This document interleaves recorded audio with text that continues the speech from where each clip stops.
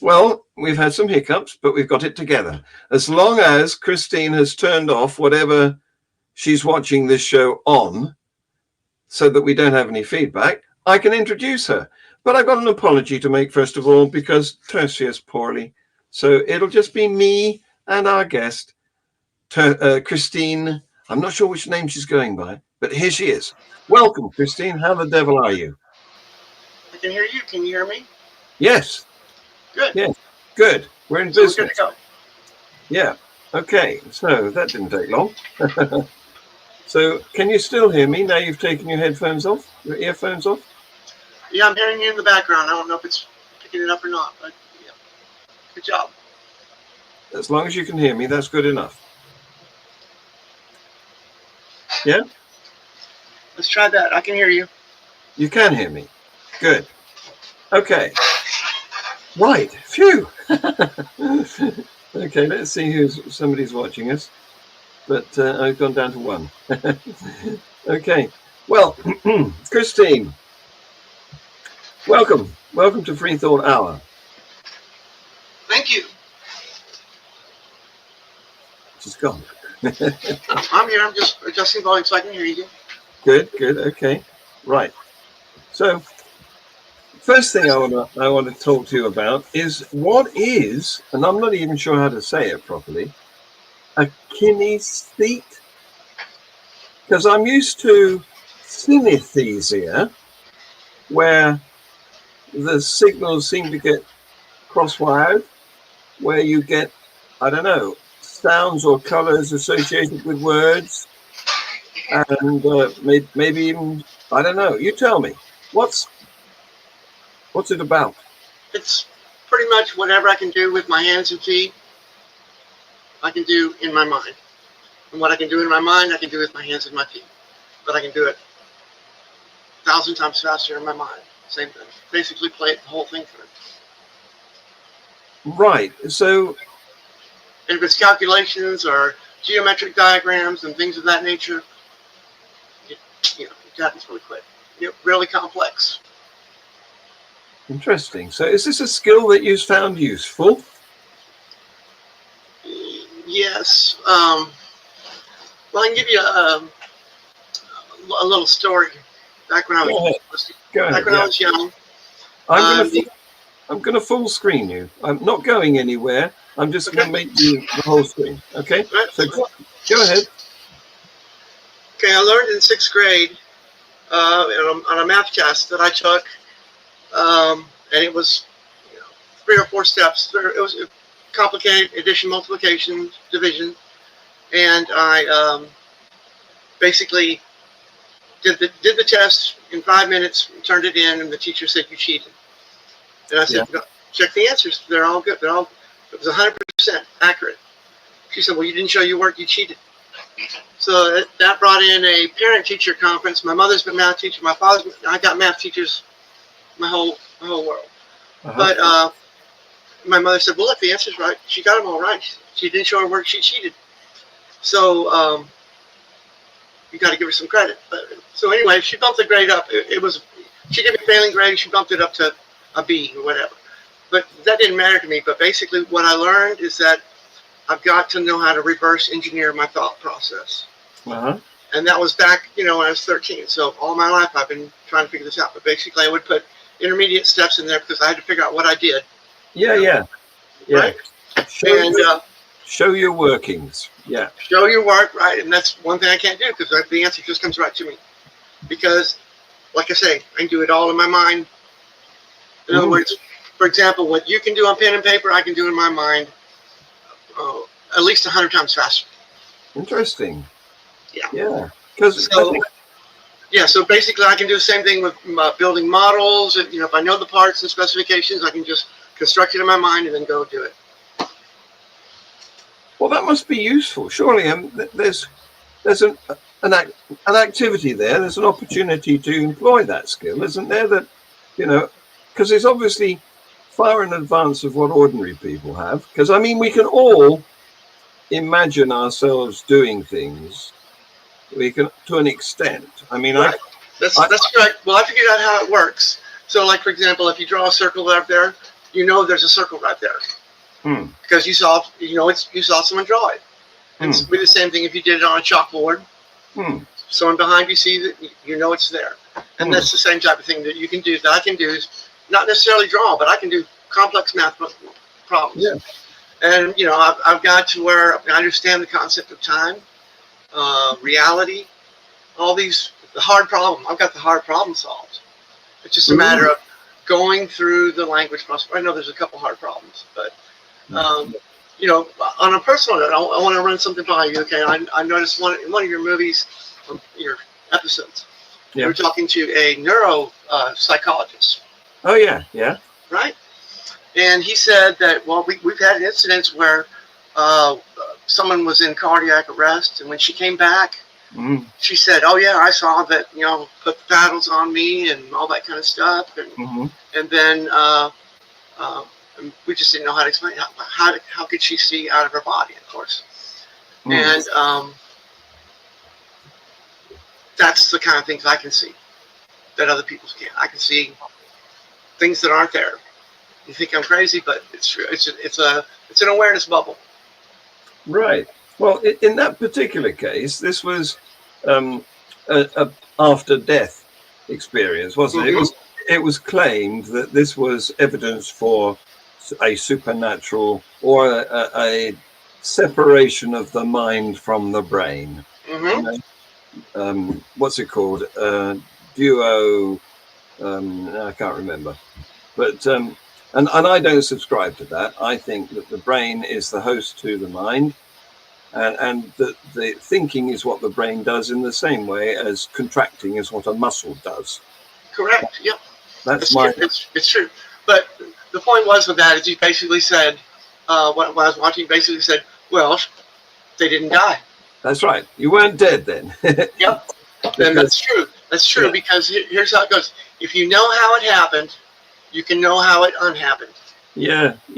That's it. People think that death is sort of instantaneous, but in fact, the whole thing doesn't die at once. It takes the brain might die after 8 minutes of oxygen deprivation, but the muscles haven't died then, and the liver hasn't died then, because we're not one organ system, and our different parts of our bodies can survive, say, no circulation longer than other parts of our bodies. So death isn't all at once. It's a gradual thing. But when the brain is gone, the mind is gone. And if you can still perceive goings on, you haven't died. That's the bit that's still happening. That's correct. And that's how it happens. Basically, you get to keep all your intelligence. So if you're very highly intelligent, you can just move on through and decide whether you want to come back into the decimal, the base 10 reality, or not. Or you can keep a foot in both. And if the paddles don't succeed in getting your pump going again, then you're gone forever. Nope, just out of that body. You go into your next of kin. The intelligence moves. You never lose your intelligence agency. You never lose your intelligence. So the mind is the go-between, the brain, the substrate, and your intelligence. So if you build up your intelligence high enough, and this is the way it works, even if you're what we consider meek, you don't necessarily have a high intelligence. If you die, you may not know it, but if you die, you don't even know you died. But if you don't die and they revive with that, well, then you know what happened, and you can resume, and you're back to your regular life. But that's basically how it happens. And I can see these things. There's 3 base realities. There's one where you can only see 2 at a time. You can only see 2 at a time. And that's how it works. And most people live in the middle, and you can see bad and good. But there's a point when you can decide, if you've left your body and you come back, there's a point when you can decide that I'm just going to focus on these 2. And whatever happens, it doesn't happen to me because I'm just intelligence. I'm my intelligence agency. That's how it works. So you believe that there's a place where a disassociated intelligence can exist with no body?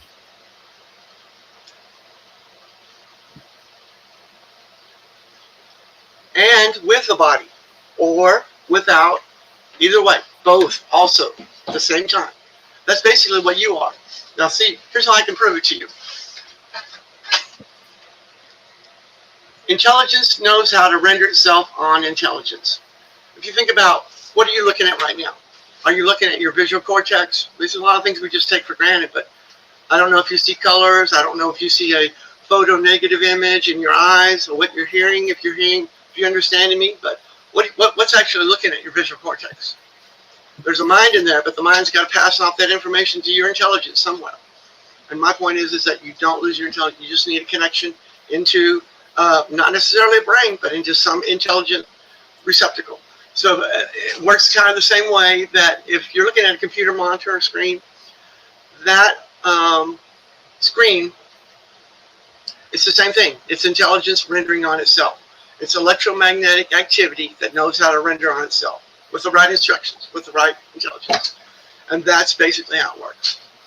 And if you think about from the universe all the way down below quantum level, everything can be described as electromagnetic activity. Electromagnetic activity. Below quantum, all the way up to the observable edges of the universe. Everything. Even dark matter, dark energy, same thing. I can model that. It's a matter of being able to describe it. So, and it does take time. It takes a lot of number crunching, but if intelligence knows how to build intelligence, like you have an agency and they all work together, and maybe there's an agency between your intelligence, your mind, and your brain. So what is intelligence then? It's I. It's a T with an underscore. It's your route from top to bottom. If your feet are on the ground, then that's your feet. But that's basically it's I. I for intelligence. Almost any word that starts with a capital I, it's referring it's done in your intelligence. So where is this intelligence located? Okay, that's a good one. It's located. It's located in contrast between dark matter and matter. It's in the contrast between the two. It's in the contrast between there and not there. If you think about, for example, any true scientist can tell you that if you touch a surface, all you're experiencing is the electromagnetic flux from one side to the other. You just can't push it. There's not any real, at that level, there's not anything real solid as we think about it. When you get up into past the quantum level, then now you go into the 3D, first dimension. There has two sides, and then it's got three dimensions. So, but there's 4, 5, 6, 7 dimensions, and you can have your mind operate in any one of those dimensions. Well, the mind can only operate on the brain in the first 3. That's where your physical senses are. But and the intelligence can operate on through the mind and also through the universe. Because the thing about intelligence is that if your intelligence knows it's there, then it's there. You just got to point to it. So it's really tough because sometimes you can wander off and think, man, I'm just floating around, sparkles in the air, and somehow I found a connection into this brain. It's like radio waves. It's like a Wi-Fi signal. Intelligence knows how to communicate with intelligence. Okay, you said a lot there that sort of boggled my mind. So. Yes. Yep, and that. You know what that is? When you say my brain hurts, that's intelligence from the world, whatever, knocking on your brain, saying that's what it is. You say my brain hurts. That's what intelligence calling. Okay, so let's unpick this a bit then, can we? Sure. So you're right in a sense that there's a level below the level we live in, because we are larger than atoms, and so we perceive solidity because our bodies push against the charges on whatever we're trying to touch. Exactly. Not actually a solid object. It's the charges between them, right? Yeah. It's the presence of. It's a contrast. It's what you're experiencing. It's a repulsion between whatever we're touching and between the electromagnetic charges on the surface of whatever we're touching and whatever we're touching it with. So but we don't live in that world. That is the subatomic level. Mm-hmm. We live in a world where we perceive molecules rather than atoms. But we also live in the subatomic level. We also live in the universal level. And we're electromagnetic activity, and it knows how to do it. If your intelligence is smart enough to know that it works at that level, then it works at that level. It has to. I mean, it's like, for example, how certain are you that you're in the universe? And how certain are you that those things exist down below the quantum level and how atoms exist and how they're held together? Well, first of all, a minute ago you were talking like Descartes. You were saying that there is an I, and that therefore you exist, and therefore, I mean, that's how you know you exist, because you can think. But the thing is here that I'm losing the will to live. the thing so is, I as intelligence unencapsulated. You have abilities. When you have capacity, then it's encapsulated. So I understand your point of view from watching your shows and stuff. And I understand that as a scientist, it's got to be a fit in the 3D model. It's got to be. Okay, and you used a very useful word there. You said model, because this is what I'm a materialist, as you know, from watching my shows. Right. But this, what science does is modeling. So there's no certainty that any of our models are absolutely correct. In fact, what's been happening as science progressed is our models get improved. And eventually they take on sufficient substantiation to be unlikely to be spoiled, to be changed in future. But I take the example of the Newtonian view of the universe and compare it to the Einsteinian view of the universe. And Newton's view is still very relevant, because in fact we used the Newtonian mathematics to calculate the trajectories of early satellites, and it was only when we discovered that they weren't quite where we predicted they should be by his maths that we realized we've got to apply Einsteinian relativity models to get a closer representation of where things are, you know. But the thing is that nobody can say for certain until the end of the universe that Einstein is 100% correct. He may be improved yet. This is the cutting edge of research. So now let me stop you right there. Okay. So I'm going to quote you. Nobody can say for sure that Einstein is 100% correct. Relative, right? But somebody also can say for sure, for certain.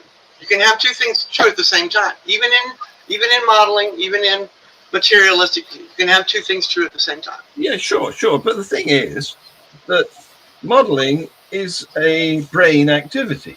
It's conceptualizing, and in our the conceptual realm is in here. Right, but you know how proof of concept works?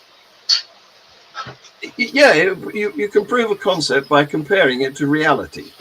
Yep. By seeing whether the observations match your concept. And or the observations don't match your concept. Yes, and that's equally. The truth is in the contrast. No. It's equally useful. In fact, it's more useful. To know when your idea of your model of how things should be or how things work is wrong, because wrong is the only result that you can be 100% sure of. So I have to agree with you, right? Because if it's wrong, then you know what should be right, and so you see the contrast. You go No, from you don't. how did I get here from there? It's basically the same way you get there from here. No.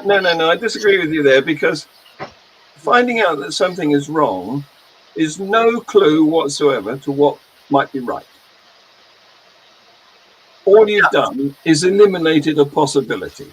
You haven't made any progress towards the correct answer. All right.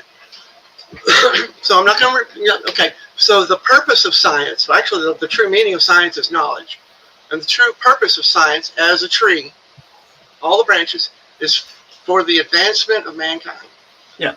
Now, at the root of the scientific method is pure, unadulterated reason. I mean, you absolutely have to be absolutely positively sure that you're correct before you can even do anything else. Otherwise, you're doing trial and error, and trial and error is not a scientific method. You may do that to try to find a place to start, but if it's error, you don't bother with the rest of the method.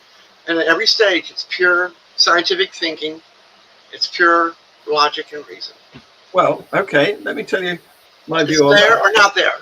Let me tell you my view on that. First of all, okay, logic, like maths, is entirely conceptual. It only happens in brains. Yep, and it's also not entirely conceptual. Hang on. Let me. I let you have a go. You let me have a go now. Okay. So, although maths seems to be a wonderful tool for describing reality, there's a couple of ways in which it doesn't match reality, because, of course, we've got no idea of the sign. When we come to the end of an equation, it could be plus or minus, which is a big uncertainty. And this is why maths is a useful tool for thinking with, but it doesn't necessarily match what's happening in the natural realm. So I think there's two realms. I think there's the conceptual realm inside brains, where we can do reasoning, we can do logic, we can do maths, we can think of Humpty Dumpty or whatever, but it doesn't necessarily match what is actually happening outside of brains. And it does necessarily match what is happening outside the brain. Both things. See, now this goes back to what I was saying. Your screen of perception, right? What you see with your eyes is information coming in. What you see with your intelligence is information going out. Where they match up is the contrast. That's what you see. And that's how it works. That's how those two screens of perception have to match. That's actually how the mind works. The mind's eye, the screen of perception. There's no way you actually could be doing anything if you were just a brain. And I've seen it. I've seen the situation where there's a live body, everything's functioning just like even brain activity, but there's no one home, and there's no chance of coming back to that body. Yes. So you can be a working brain, working body, and no one home. And somehow there's got to be a connection with intelligence through the mind. What about the physicist? I'm trying to think of his name now. Not Dawkins. The person who had amyotrophic. I forget the name. Stephen Hawking. That's the one. Stephen Hawking. So let's take a look at that. Well, if you can picture him right now, what you see is someone in a wheelchair, and he's pretty much crippled over. Mm-hmm. He can't move his hands. He can't talk. He is basically a crucifixion. Yes, Christ on the cross, right there. But guess what? His intelligence survives. He talks through his eyes right now. The reason I raised him was because he, at the end of his life like that, he was pretty much an isolated brain. He had no control over a body.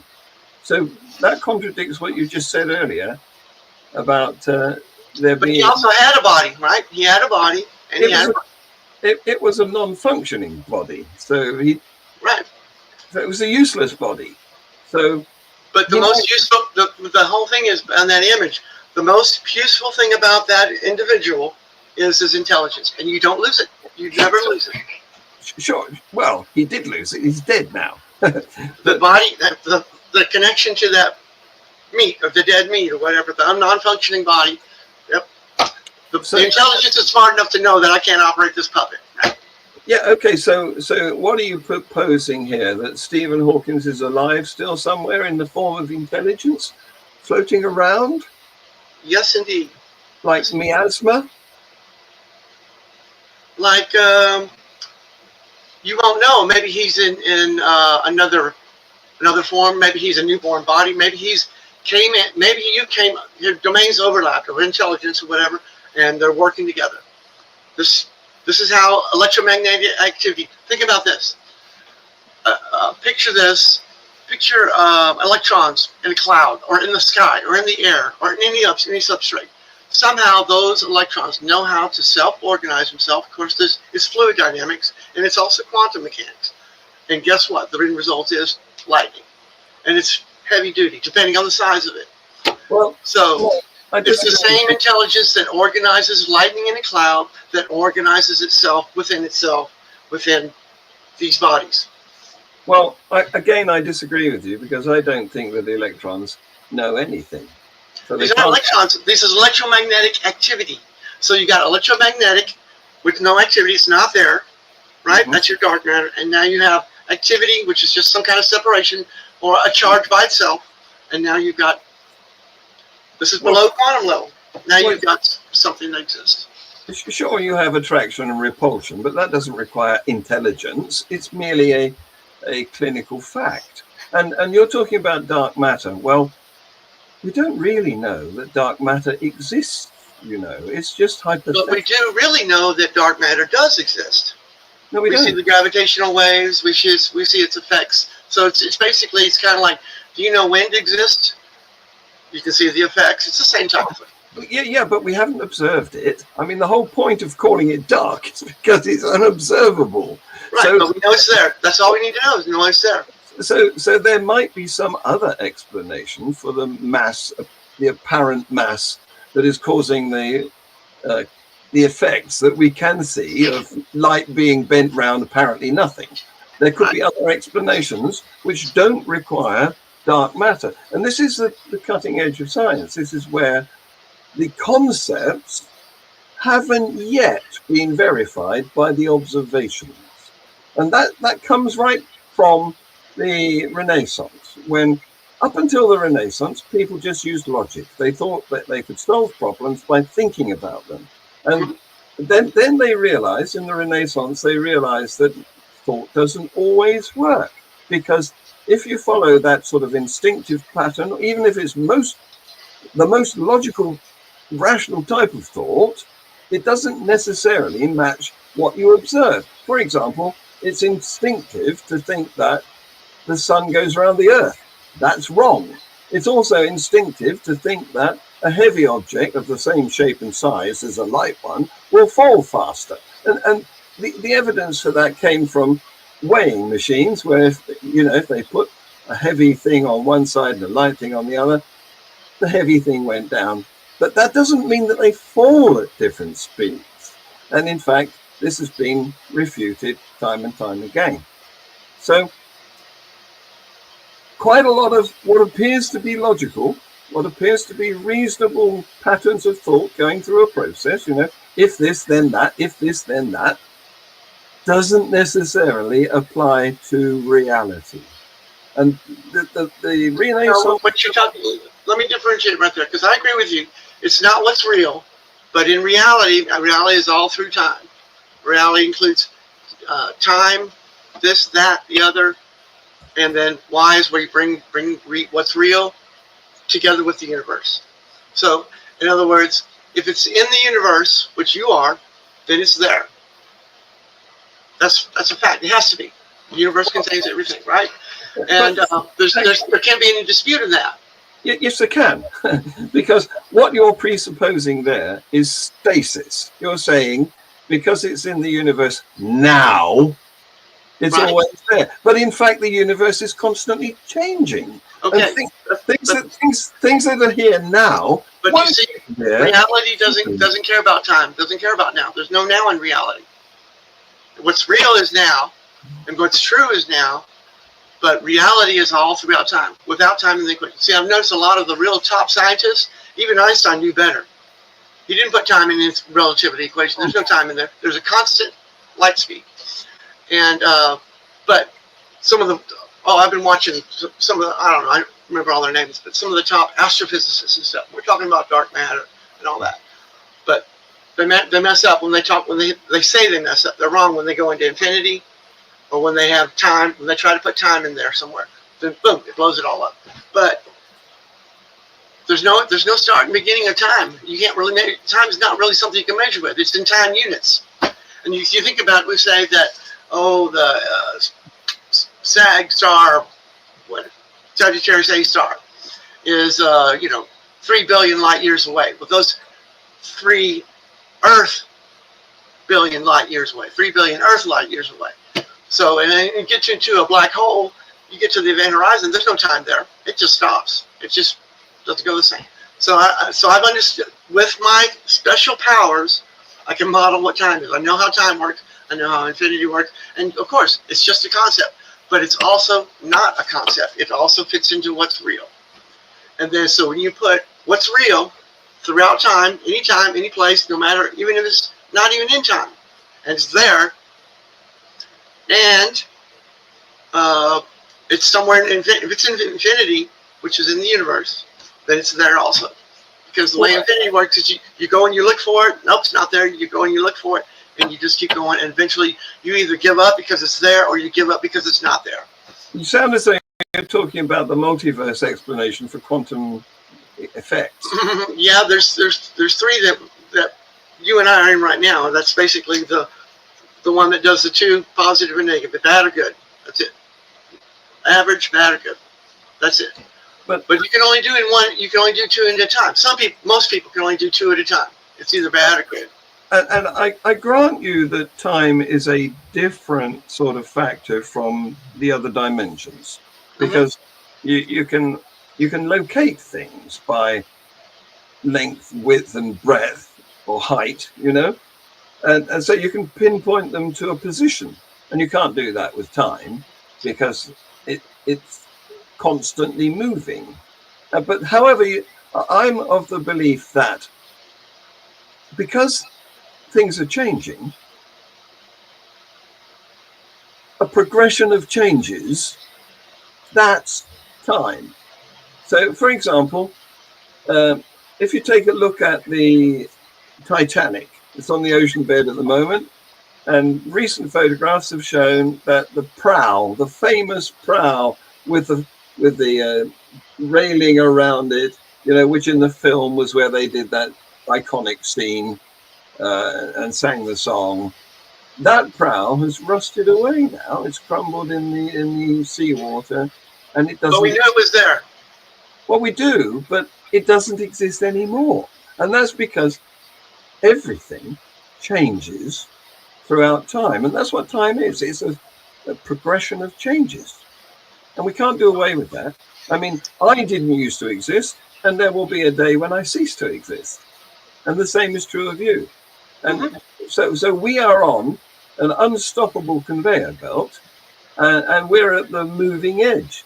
And what's happened is gone. You can't change that. But what's going to happen, we don't know, and we could go off in different directions in the what's going to happen part of the conveyor belt. But I'm afraid, although time is very different from the other 3 dimensions, you can't deny it exists. Well, you're actually living in at least 2. You're in at least 2 at a time. You have to be, because you're comparing yourself to the side. That's it. You're comparing yourself. Your in vision to your out vision. Well, sure. But the reason I can do that is because, as I said, in the conceptual realm, we have the freedom to think of anything. I'm thinking of Humpty Dumpty now. He's like there you go. You just created it. He's like an egg in a schoolboy's uniform. There it exists. And it doesn't exist. And it doesn't exist, right? It's just that easy. It's just that easy. Yeah, but doesn't matter what realm it's in. If it's in reality, which is REALITY, I is the 5th, right? L is the 4th. That's time, right? Yeah. I is intelligence, and then T is the truth, and then Y is... Okay, so what about in Chinese? What's the Chinese for reality? And Okay. does it have? I'm going to show you a model I did, okay? That if you understood Chinese, you'd be able to see that it has all the letters. Wait a second. It doesn't have letters. It has symbols. Right, exactly. So you can't say that I is the fifth one because there aren't any. It's characters rather than letters. Right. So take a look at this. This is how the Chinese. Whoops. Gotta have this. I'm not gonna know if I find this. This is how the Chinese do their characters, and you can see on down the middle is on the right is all I guess you could say imaginary, but it's not imaginary. It's the unseen. It's the unseen, unmeasurable things on the right side, and on the left is the things that we talk about in base 10. This is the 3 states right there, and So, okay. So why have you picked on base 10 then? I mean, because how many fingers do you have? Yeah, how many senses do you have?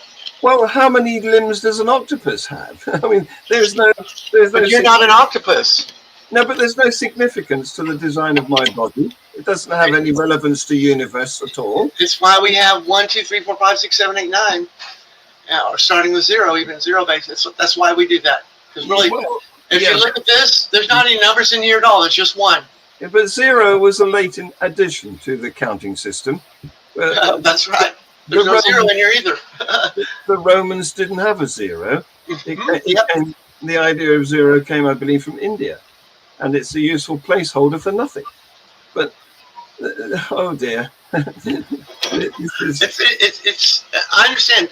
See, I understand the first 4 dimensions, which is in mathematical, you can take a Cartesian coordinate, right? Mm-hmm. So you got X, Y, Z, and time. And that is basically how scientists model the universe in a 4D block universe. Because everything fits. Everything fits, no matter where you go. Somewhere in those 4 vectors. And you think about this, outside your domain of knowledge, or your domain of awareness, there's no math, there's no function out there. It's either there or not. There's no measuring. We measure from where inside our domain, from Earth. So there's no measurements outside our domain of knowledge. So, but we know it's there. Well, yeah, because we've invented measurements. We've invented counting. Yes, we did. The universe doesn't have any numbers. The universe is quantized because it's all in little individual separate bits. But they're all ones. It's only when we group them together and say that's a 7 that counting has any relevance. And it takes an intelligence to do grouping. Right. But you say it's all ones, and where there's not a 1, it's dark matter. Where there's not a 1, it's dark energy. No, you can't make that. That's a non sequitur. You can't. That's a definition. That's a definition. We know it's there, and we can't measure it. Okay, so we've invented definitions too. That's what they signed. It's basically we don't know matter. We don't know, right? So that's pretty much it's not there. So it's not a 1. So you got 1 and not 1. That's contrast. That's how we measure things. What is the value of contrast? I mean, the contrast between 3 and 2 is what? Only because we've constructed. It was useful for early shepherds and goat herders to know how many there were in their flock. Okay, so they invented. What are they? I can't remember the shepherds counting now, but it was sort of like ram, dam, triddly dam. They invented this way of counting because their flock was money to them, and they didn't want to lose one or for one to be stolen. And it's not just us that have done this, Pigeons can count up to 7 because in their nest they can put 7 eggs, and they want to know that they're all there. And so, this is not peculiar to humans. Our ancestors invented counting, so we think that it's always existed and it's been discovered. No, it hasn't. It's been invented as a useful adaptation. On Earth, or in our domain of knowledge. But outside our domain of knowledge, it's either there or not. Like, for example, do you have an automobile outside in the parking lot? Well, I do. I don't have a parking lot, but I have a vehicle. Do you know it's there? Do you know, how sure are you that certain that it's there? Well, if I start to doubt, I always go and look. That's right. So so you have those two factors right there. So you either suspect it's there, or you know what to do to go find out for sure. So now you know the truth, right? One way or the other. Yeah, but the operative word is look, because to find the truth, you need to compare your thoughts, your knowledge, as you call it. I'm putting that in quotes, with observations. You see, and that's the only way we can confirm whether the model, the idea that we have in here, matches reality. So I can go now and look and see if the car is still on the drive. It's not in the parking lot; it's on the drive. We have a private drive, but and this is how science works. It starts with thinking, and it ends with observations. If they match, or even if they don't match, it's better if they don't match, because then we know for certain that we were wrong. But the outcome, the conclusion, can only be formed when the investigation has been done to see whether this matches that or not. Right. So if it does not match, then now you have contrast to measure. Well, no. For example, it's how you measure distance, right? If this point is not matching this point, then what's the distance, right? It's basically, you're looking at the contrast to know it's there. Well, yes, indeed. If it doesn't match, you've learned that your idea was incorrect. And one way of finding out... But what if the idea is to see the contrast, to see the difference? One way of finding out how incorrect your idea was will be to measure the difference between your idea and the observation. But you can't always do that. And in order to do that, you have to invent rulers and tape measures and units. And these are all false ideas, but very useful. And earlier on, you said something about science is based on concepts. Well, yes, it is. Science is based on a couple of axioms, very important assumptions about the universe. It's based on the scientific method. That's it. Scientific method. But scientific thinking, scientific method. And there's more than one different scientific method. But the axioms have been shown to be correct a posteriori, after the event, because once we've made that assumption of this foundation, we've been able to build a mountain of theories and observations and knowledge. Tree of knowledge. Yeah. And that tree of knowledge has been proven to be useful and correct many times over. For example, we've managed to put an autonomous helicopter on Mars, thanks to that tree of knowledge. And thanks, therefore, going back, that's how we've proved that the axioms were good. Because if you pull those axioms up, there's no helicopter on Mars. Right. Those, what you call words, letters, symbols, everything like that, well, except for symbols and representations, those all exist in the first 4 dimensions. But you got intelligence, you can work with all kinds of stuff. But you can't necessarily work with my intelligence, and that's what you're complaining about right now. That's what you're saying. No, they all exist inside heads. That's where they exist. Well, it exists in the universe too, because I'm in the universe, and if it's in my head, it's in the universe. Electromagnetic activity. But the difference between you and your mind is that you have limitations and your mind doesn't. Your mind can think of anything. It can think of Humpty Dumpty, which isn't why real. Why isn't that? Why isn't the mind contained under the cap? Why isn't there a limit on the capacity of the mind? The brain is contained under the cranium. Yep. But the capability of the brain is not limited. It's in the arrangement. It's in the arrangement and the agreement. Well, that's how we've been able to invent things. I mean, yep. Previous. But it's unmeasurable. You can't really measure the arrangement or the agreement. But we can watch the electrochemical patterns on the surface of the brain, which is it's there. Which is the thoughts. we can't quite read them yet, but we can interpret vision externally. We can reconstruct by detecting using an EEG device, electroencephalographic device, very accurate one. We can detect what a person is seeing. It's rough, but we're getting better at it. That's guesswork. That's guesswork because No. But intelligence knows how to do that because your intelligence is rendering on itself. How can you see anything? You're not seeing with your eyes. You can close your eyes. Okay. I grant you that sight is, the eyes are merely the receptors. They are the lens through which the. So then trace the electromagnetic into where it comes to you. Yeah, and what we see is not. By the time we are reconstructing it on the screen at the back of our heads, it's been through a number of processes. It's turned into electrical signals and then turned back into an image, and we know a lot about how that works now. Mm-hmm.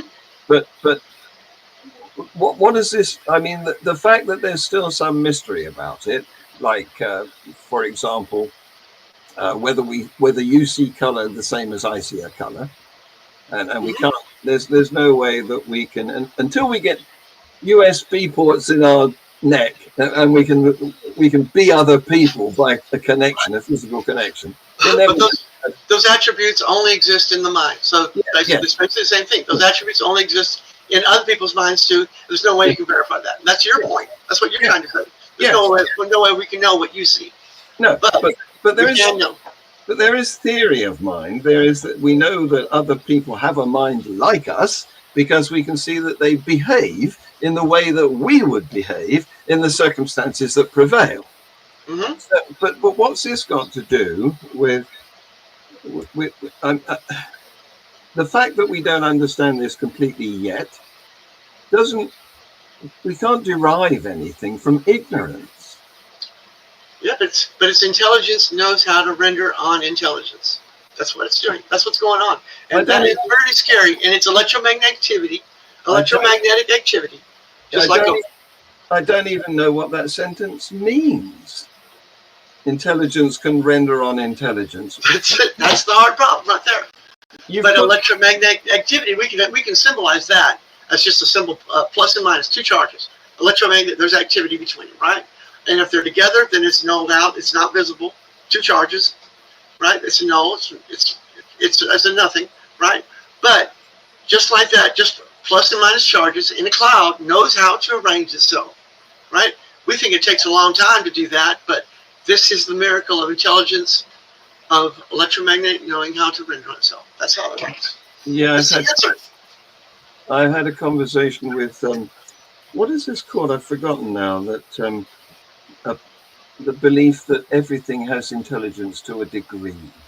There's a word for this.